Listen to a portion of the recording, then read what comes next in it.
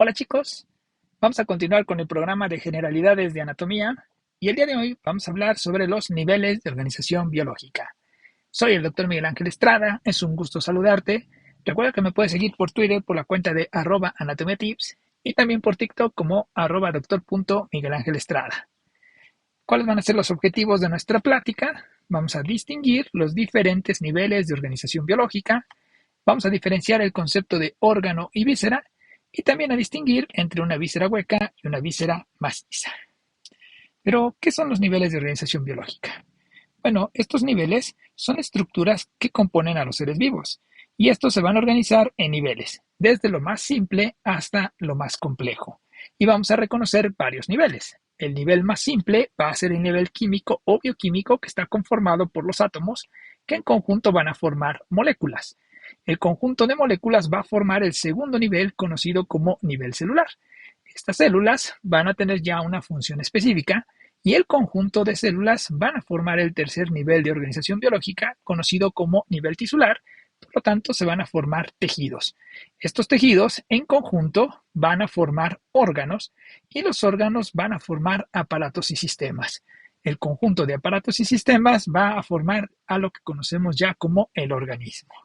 Vamos por partes. Entonces, el primer nivel de atención va a ser el nivel biomolecular.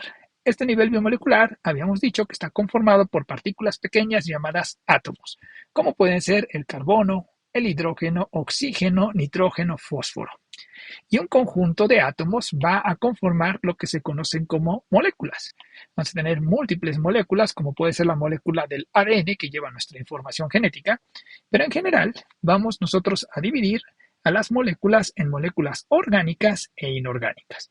Las orgánicas normalmente dan energía y van a estar formadas a partir de lo que van a ser azúcares simples, grasas, aminoácidos, y por lo tanto van a estar conformadas por carbohidratos, lípidos y proteínas respectivamente. Y tenemos también biomoléculas inorgánicas, como va a ser el agua, las sales y algunos minerales.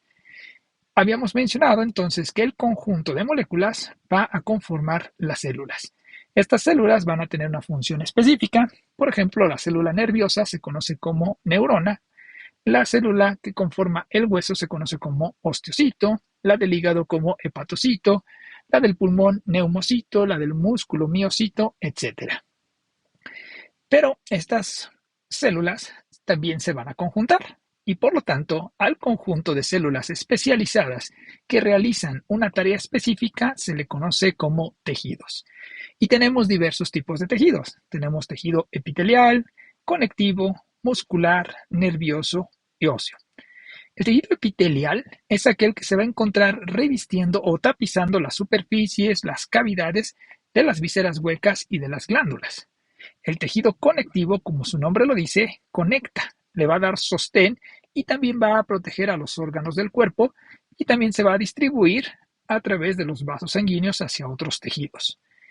El tejido muscular es aquel que va a estar conformado por tejido especializado en contracción para generar movimiento y calor.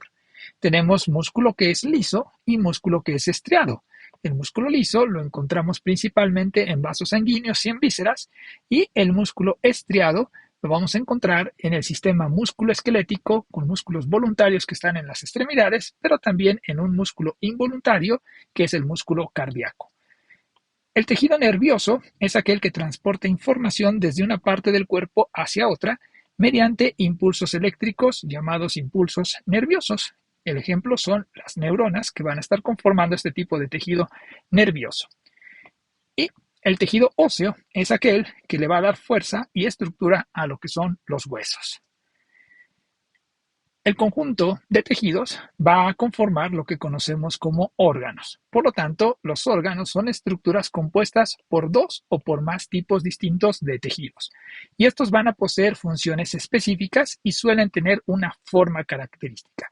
Por ejemplo, vamos a tener cerebro, corazón, otra vez corazón, pulmones, estómago, intestino, etcétera, riñones. Y habíamos dicho que tienen funciones específicas. Por ejemplo, el corazón tiene la capacidad de recibir y bombear la sangre. Los pulmones van a tener la capacidad de realizar lo que es la hematosis, que es el intercambio de oxígeno por dióxido de carbono. Los riñones tienen la capacidad de filtrar lo que es la orina, de formar hormonas como la eritropoyetina, que va a ayudar a la formación de células de la sangre, etcétera. Y evidentemente estos órganos, decíamos, tienen una forma característica. Si a ti te dan en la mano un corazón, reconoces perfectamente que se trata del corazón por la forma que tiene. A lo mismo con el cerebro, con un riñón, etcétera. Y en conjunto, los órganos van a formar lo que se conoce como aparatos y sistemas. Pero vamos a ver la diferencia que existe entre ellos. Los aparatos son un conjunto de órganos que pueden ser de tejidos diferentes, pero que van a actuar en coordinación para generar una misma función. Y los sistemas son un conjunto de órganos que están formados por los mismos tejidos, como el sistema cardiovascular, por ejemplo. Cada uno de estos aparatos y sistemas va a tener funciones muy específicas, pero que también se van a conjuntar entre ellos para generar una mejor función más orgánica. Por ejemplo, el sistema tegumentario, que está formado por la piel, sabemos que nos va a dar protección y que nos va a ayudar a la síntesis de vitamina D, tiene funciones inmunológicas, tiene funciones de equilibrio y de homeostasis. Y también, bueno, tenemos aquí el sistema cardiovascular. Este sistema cardiovascular sabemos que se va a encargar de bombear la sangre a los diversos tejidos.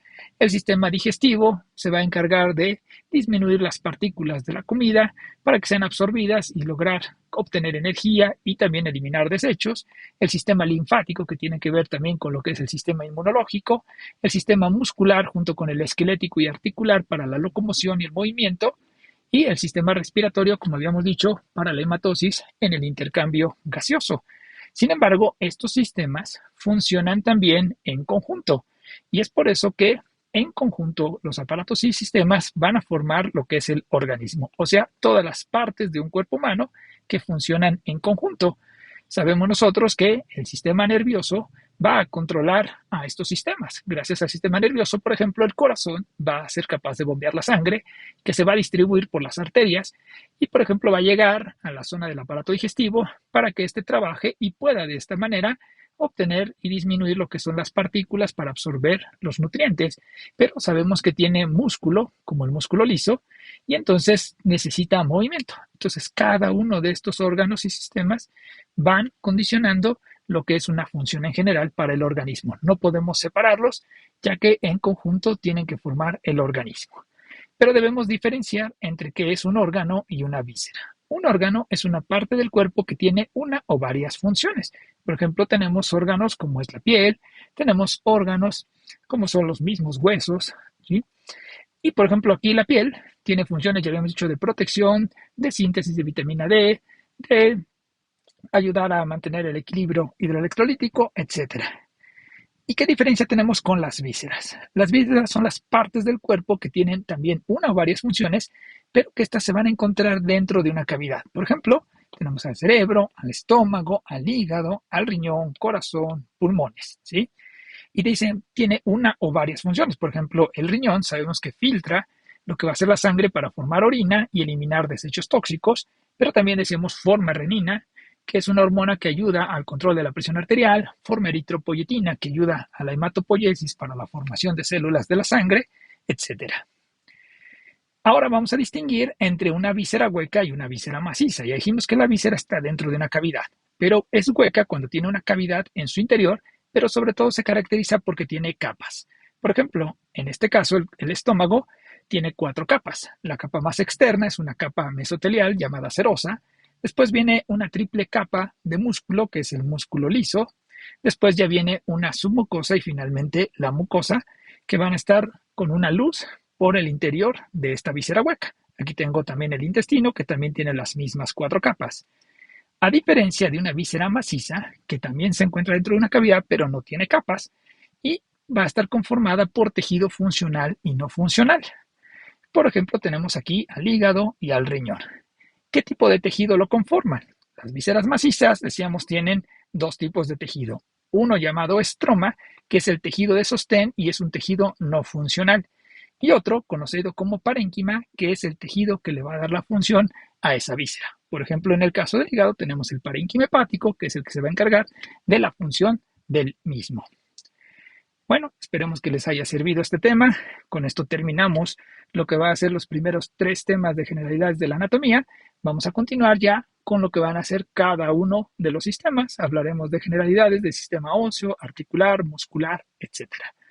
Muchas gracias. Hasta la vista.